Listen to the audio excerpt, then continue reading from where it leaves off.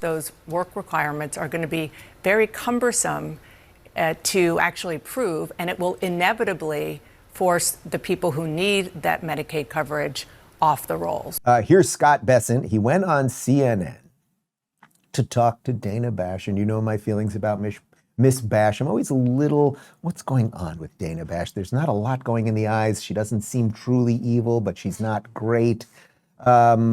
Here's Scott Bessent explaining that, yes, it has always been on both sides of the aisle that if you want some of these benefits, like Medicaid, that you should actually be working, okay? It's not a big deal. Go.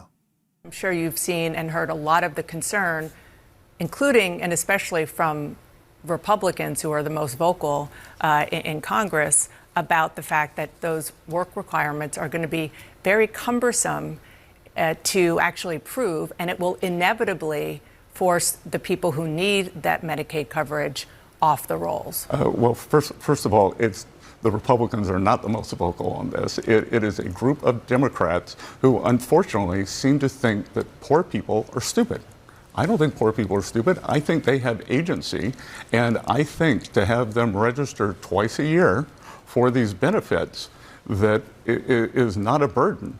But these people who want to infantilize the poor and those who need these Medicaid benefits are alarmist. Yeah, but my impression of the Republican Party is that historically you've wanted to cut through the red tape and not create more red tape. But I do want to move on because no. But we've also wanted to put in work requirements, which somehow that was very popular under Bill Clinton, was popular under President Obama, and this Democratic Party blew out the deficit in 2020, and they never want to bring it back. The reason I'm always amazed by Dana is she never really seems like she believes anything she's saying, but she's just like an agent of the Democratic Party who's loosely pretending to be a journalist. So there were some interesting things there.